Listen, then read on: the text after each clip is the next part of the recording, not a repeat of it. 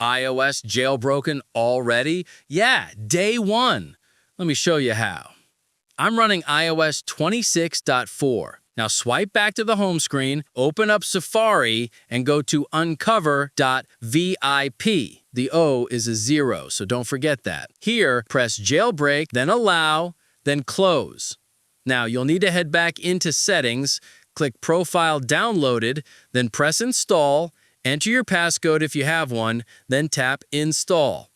After that, return to your home screen and open the Uncover app, and here, click Jailbreak, and now, as you can see, guys, it immediately kicks off the entire process.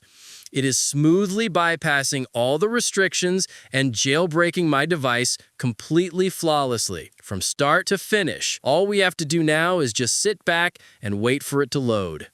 Here, we're going to press Respring, and what this will do is basically restart the device with Cydia installed and ready to use. And we did get the app right here, so be sure to try this out for yourself. Get the word out, because this is super cool. I found this really cool tweet called Premium. It's an icon customization tool that lets you completely change the look of your apps. You can adjust the colors, styles, and shapes for a fresh vibe. Let's check if it installed. Yes, it did! Like and subscribe!